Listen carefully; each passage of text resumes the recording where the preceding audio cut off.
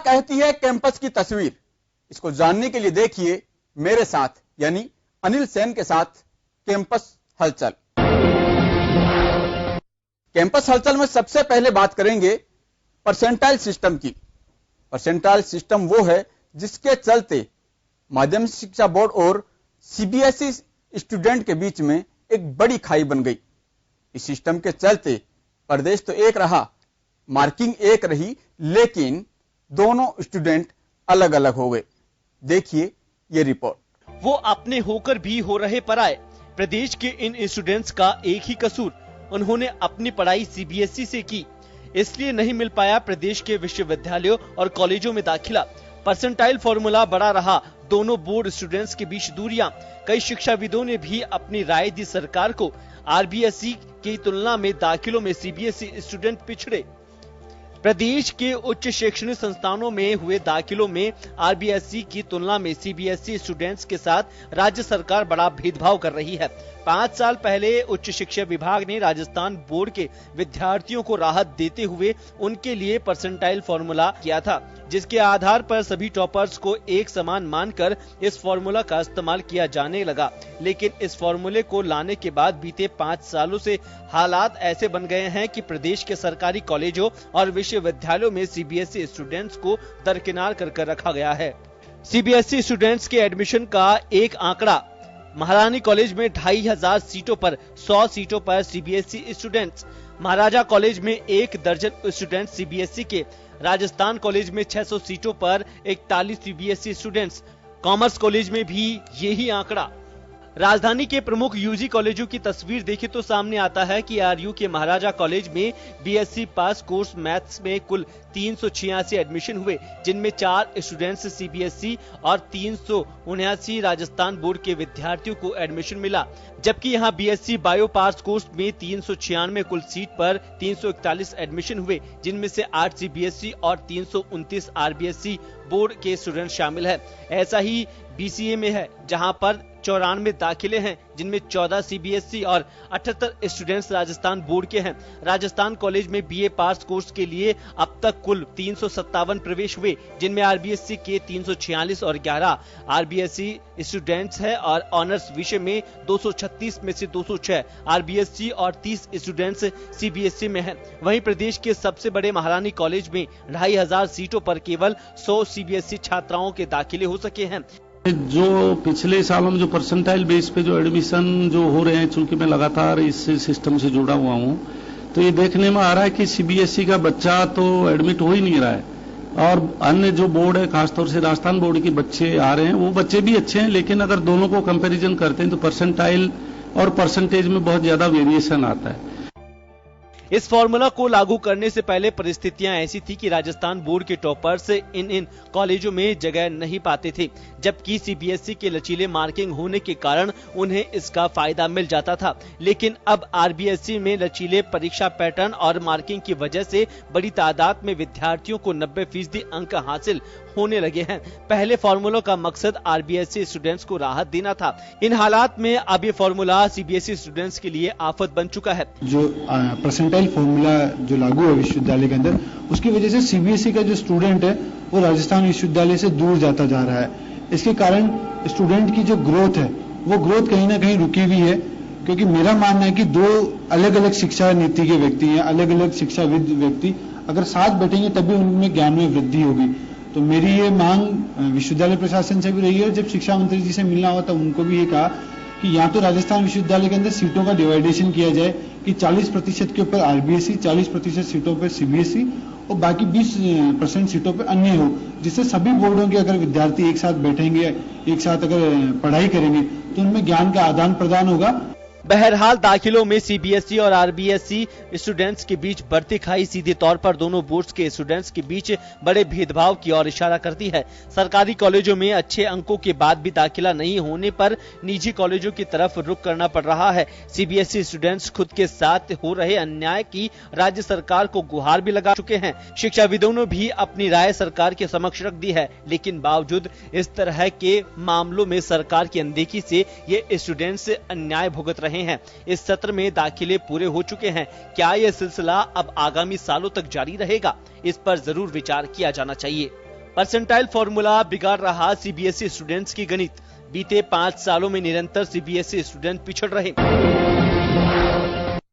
Student की यह पीड़ा थी परसेंटाइल सिस्टम से, लेकिन जिन स्टूडेंट का एडमिशन हुआ, जो स्टूडेंट स्कूली शिक्षा से कॉलेज में एंट्री कर पहुंचे, स्टूडेंट का अलग ही अनुभव दिखा। इनके अनुभव के साथ में स्टूडेंट ने कई तरह के सवाल भी रखे, अपने कॉलेज लाइफ की शुरुआत की बात रखी और कॉलेज में पहुंचने के बाद में स्टूडेंट का क्या कुछ कहना रहा, ये जन टीवी ने उनके साथ मिलकर खास बातचीत की। कॉलेज कैंपस की हलचल आप देख रहे हैं और इस हलचल के अंदर हम बात करेंगे उन स्टूडेंट से जो कि सीनियर पास करके अब फर्स्ट ईयर में आए हैं, यानी कि स्कूल शिक्षा के बाद में कॉलेज शिक्षा के अंदर उनकी एंट्री हुई है। ऐसे में यह महत्वपूर्ण हो जाता है कि आखिरकार उनके दिलो दिमाग में और उनके मन में क्या कुछ विचार उच्च शिक्षा को लेकर है। सबसे पहले बात करेंगे इन्हीं फर्स्ट ईयर के स्टूडेंट्स के लिए। कॉलेज में आपने एंट्री ली है, किस तरह का लग रहा है? सर बहुत अच्छा लग रहा है, मतलब कॉलेज में आके कैंपस वगैरह देखा है, लेकिन सर जो स्कूल लाइफ थी वो स्कूल लाइफ रहती है। अभी हम कॉलेज में आए हैं, देख रहे हैं आगे क्या हो रहा है हमारे साथ। मतलब कि स्कूल लाइफ अच्छी लगी या कॉलेज लाइफ? स्कूल लाइफ अच्छी है। क्यों, क्या वजह है? स्कूल लाइफ में सब फ्रेंड्स है, आराम से मिलजुल के रहते हैं। कॉलेज में सब अलग अलग हुए।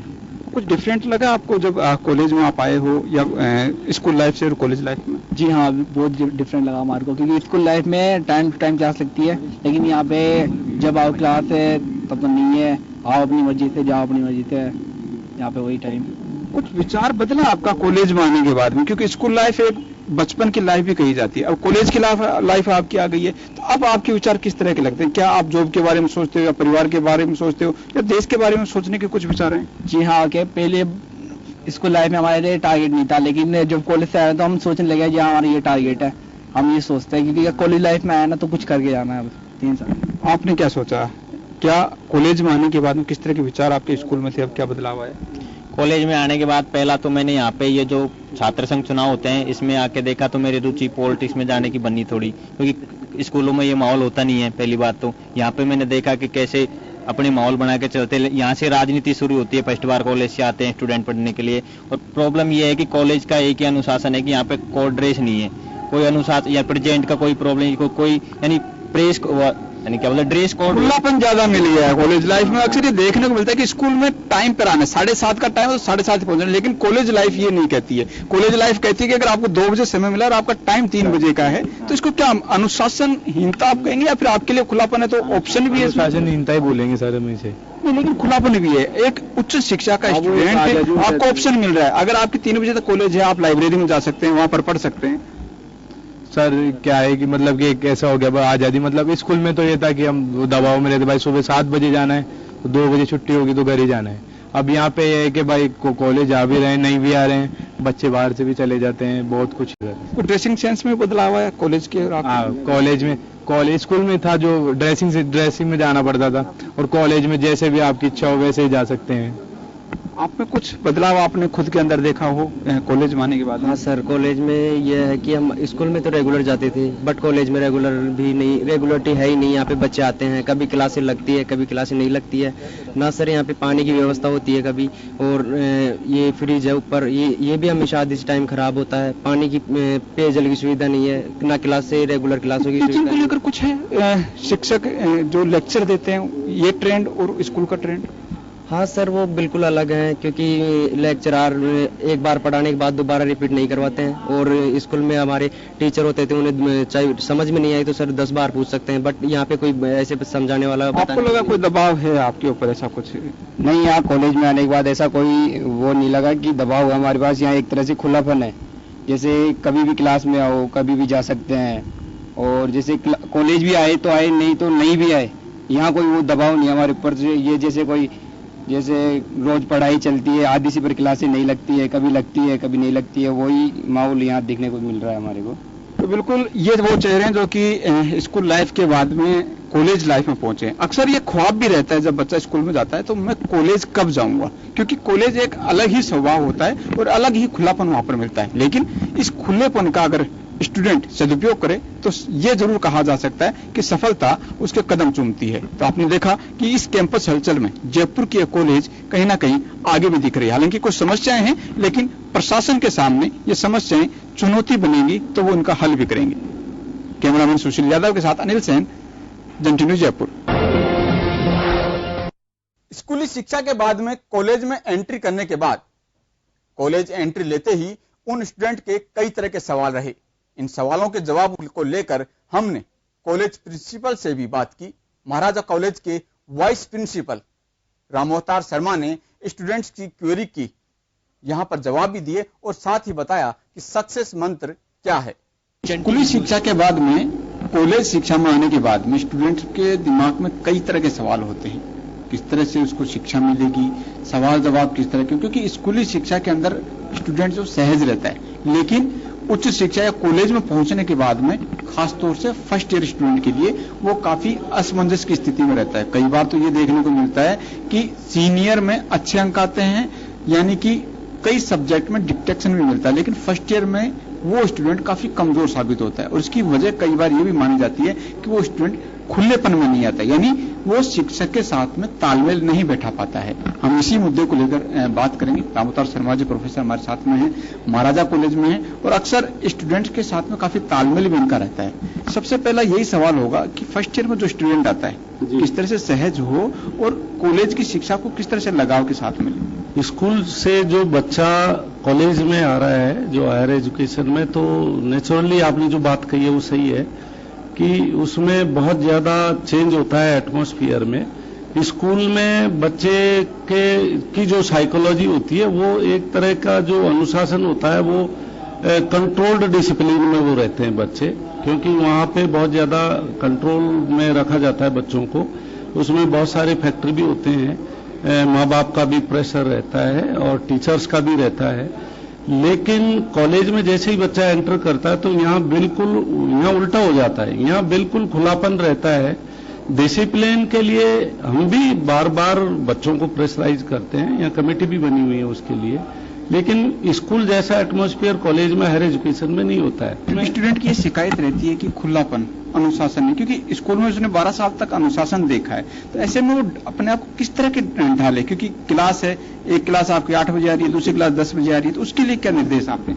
अच्छा, फिर इसमें स्कूल में जो कॉलेज का टाइम टेबल है उसमें एक अंतर क्या रहता है कि स्कूल में बिल्कुल सेट है कि एक ही रूम में बच्चे को पूरा दिन निकालना है, एक उसको रूम चेंज नहीं करना होता है स्कूल में। केवल प्रैक्टिकल के लिए साइंस का स्टूडेंट प्रैक्टिकल लैब में जाता है। इवन कई स्कूल्स तो ऐसे होते हैं जहां प्रैक्टिकल लैब कम क्लासरूम होता है, लेकिन कॉलेज में प्रैक्टिकल लैब्स अलग अलग होती हैं। हर घंटे उसको क्लासरूम चेंज करना होता है। तो वो क्या करता है कि उसमें बिल्कुल अपने आप को फ्री महसूस करता है जैसे ही क्लासरूम चेंज होते हैं। हर बार उसको नई तरीके से नए टीचर्स जो मिलते हैं और पढ़ाने का तरीका बिल्कुल अलग होता है हायर एजुकेशन का। प्रैक्टिकल्स के पैटर्न बिल्कुल अलग हैं। स्कूल में तो इतना प्रेशर नहीं रहता, लेकिन आपके कॉलेज में लगता है कि स्टूडेंट प्रेशर में रहता है, उसको क्या करना चाहिए कि उसको अपनी क्यूरियोसिटी जो उसको आपके सामने रखे या फिर लिखित में आपसे सवाल जवाब करें। और कुछ स्टूडेंट ऐसे भी होते हैं, टैलेंटेड हैं लेकिन वो नहीं बोल पाते। नहीं, कॉलेज में हमारे यहाँ पूरी फ्रीडम है, क्योंकि टीचर्स से बच्चों का ये शुरू से ही रहता है कि जितनी बार वो कोशिश करता है पूछने की तो टीचर्स उसको उतनी बार समझाने की, बताने की कोशिश भी करते हैं। ऐसा नहीं है कि कोई टीचर उनको डांटता है या मना करता है, बिल्कुल इस तरह का हमारे यहाँ माहौल नहीं है। और मैं समझता हूँ किसी भी कॉलेज में नहीं, क्योंकि टीचर्स बच्चों को मना कर ही नहीं सकते हैं, उनकी ड्यूटी यही है। आपकी भी कोई अलग से प्लानिंग होती है उन लोगों के लिए जो फर्स्ट ईयर में स्टूडेंट आते हैं? जैसे हमने क्या किया है, पिछले 2 साल से किया हुआ है कि जो फर्स्ट ईयर का बच्चा आता है, जैसे मैं वहाँ महाराज कॉलेज में एज वाइस प्रिंसिपल काम कर रहा हूँ, तो मैं उन बच्चों को, जैसे अभी भी इस बार भी किया है, इकट्ठा किया है बच्चों को जहां भी मेरे को मिलते हैं, तो मैं उनको ये समझाने की कोशिश करता हूं कि आपको क्लासेज में रेगुलर रहना है। किसी भी तरह की अगर आपको प्रॉब्लम्स हैं तो उस प्रॉब्लम को आप सबसे पहले अपने डिपार्टमेंट के लोकल हेड हैं वहां अपनी समस्या को रखना है। अगर वो नहीं सुनते हैं तो डायरेक्ट आप हमारे पास आएंगे, हम उस समस्या का आपकी समाधान करेंगे। लेकिन किसी भी तरह के प्रेशर में नहीं रहना है, किस तरह की कोई टेंशन में नहीं रहना है। किसी भी तरह की अगर आपको प्रॉब्लम होती है तो ये प्रशासन केवल स्टूडेंट्स के लिए है और हमारे यहाँ काफी फ्रीडम है बच्चों को। सक्सेस मंत्र इन्होंने बताया कि जो फर्स्ट ईयर स्टूडेंट्स जो आ रहे हैं उनको हिचक नहीं रखनी चाहिए, सवाल जवाब कंटिन्यू जो कि स्कूल स्तर पर उन्होंने किए हैं, कॉलेज स्तर पर भी वो अपने शिक्षक से सवाल जवाब रख सकते हैं। अगर कोई परेशानी है, प्रॉब्लम्स है, वो भी अपनी शेयर कर सकते हैं ताकि आगे सफलता उनके कदम चूमे। कैमरामैन सुशील यादव के साथ अनिल सेन, जनटीवी जयपुर। समय हो चला एक ब्रेक का। ब्रेक के बाद कैंपस हलचल में आपको दिखाएंगे शिक्षा नगरी कोटा के कैंपस की तस्वीर।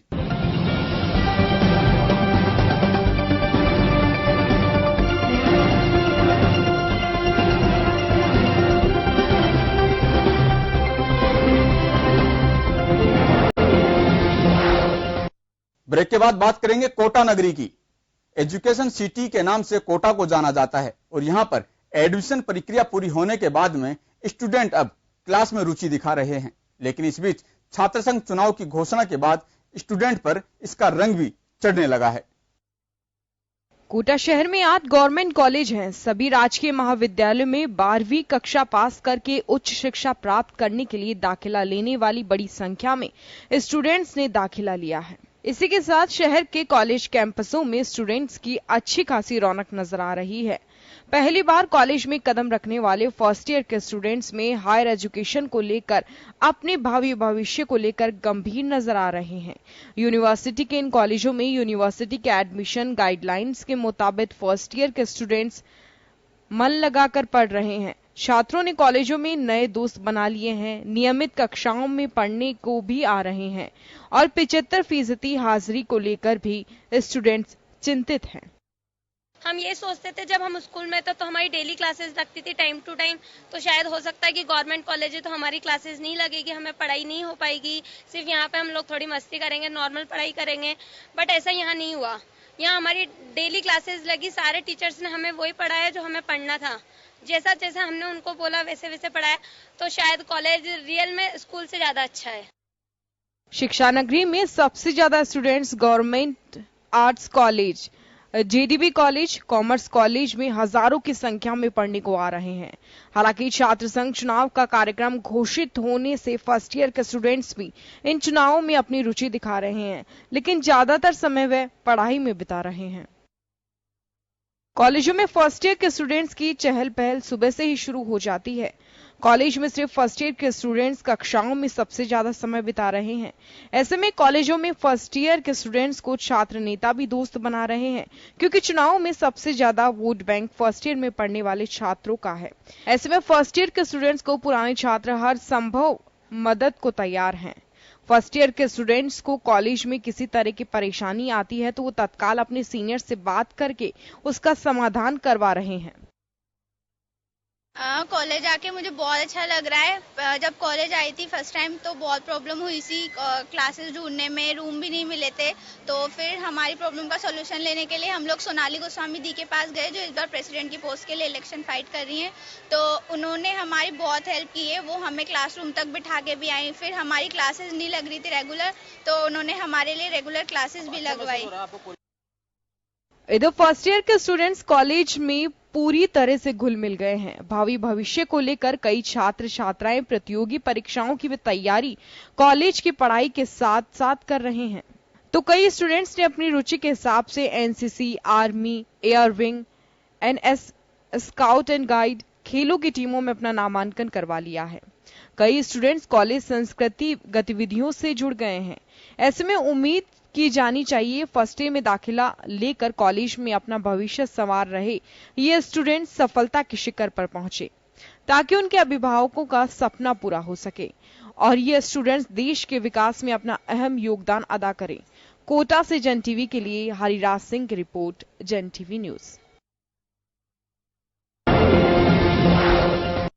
सूर्य नगरी जोधपुर में भी कैंपस में हलचल अब कुछ रंगीन नजर आ रही है। यहाँ पर स्टूडेंट ने काफी सोच समझकर विचार करके एडमिशन लिया, तो वहीं अब सब्जेक्ट को चुनने से पहले काउंसलिंग ली। स्टूडेंट के साथ बातचीत की हमारे संवाददाता जगदीश लोहार ने। जोधपुर के जयनारायण व्यास विश्वविद्यालय वैसे ही सुर्खियों में रहा है और यहाँ के जो पढ़ के जो निकले हैं बच्चे वो आज के टाइम में कई बड़े बड़े ओहदों पर है, कई राजनेता है, कई मुख्यमंत्री भी है। तो आज हम जयनारायण व्यास विश्वविद्यालय के छात्रों से बात करते हैं जो पहली बार फर्स्ट ईयर के छात्र हैं, 12वीं पास करके आए और कॉलेज लाइफ के बारे में उनका क्या कहना है, बताइए आपका क्या कहना है। मैं एक जैसलमेर के छोटे से साकड़ा गांव को रहने वाला हूं, पोखरण विधानसभा के। मेरे को ऐसा उत्सुकता हुई कि मैं इस विश्वविद्यालय में एडमिशन लूं, कहीं ना कभी मेरा भी भाग्य चमके, मैं कुछ न कुछ इस विश्वविद्यालय से सीखूं, आगे बढ़ के कुछ न कुछ आगे राजनीति में कदम बढ़ूं, ऐसा सोच के इस विश्वविद्यालय में मैंने एडमिशन लिया। मेरा आपसे ये पूछना है कि भाई आज आप कॉलेज में आपने प्रवेश किया है, पहले स्कूल में आप किस तरह से रहते थे और जब आपने फर्स्ट ईयर कॉलेज में जब ज्वाइन किया है आपका क्या मानना है, कैसा आपको फील हो रहा है? स्कूल लाइफ और कॉलेज लाइफ पूरी तरह से अलग है। जहाँ स्कूल में एक निश्चित दायरा जो होता है वहां तक रहता है, लेकिन कॉलेज में आने के बाद आप विभिन्न क्षेत्रों में विशेषकर राजनीति में आप अपने पांव जो है दिनों दिन आगे प्रगति की ओर बढ़ा सकते हैं। तो मुझे इस कॉलेज में वो चीज देखने को मिली है और वैसे भी इस कॉलेज का जो इतिहास रहा है, हमारे कई सीनियर जो छात्र हैं जैसे हमारे मुख्यमंत्री अशोक जी भी यहाँ से वो छात्र संघ अध्यक्ष रह चुके, तो ये हमारे लिए बहुत गौरवान्वित विषय है और मेरे लिए बहुत सुखद पल है कि मैं इस यूनिवर्सिटी में प्रवेश ले पाया हूँ और अब मैं आगे मेरा भी ऐसा कुछ विचार है। मेरे साथ एक और जुड़े हैं, मैं इनसे बात करना चाहता हूँ। आप बताइए आप कॉलेज में कौन कौन सी व्यवस्था चाहते हैं, कौन कौन से मुद्दे आपके मन में चल रहे हैं जिनको लेकर आप ये कॉलेज प्रशासन से व छात्र नेता से अपनी अपेक्षा रखते हैं? जयनारायण व्यास विश्वविद्यालय पश्चिमी राजस्थान का सबसे बड़ा विश्वविद्यालय और ग्रामीण क्षेत्र से आने वाले हर विद्यार्थी का सपना होता है कि मैं इस यूनिवर्सिटी में पढ़कर अपने सपने साकार करूं।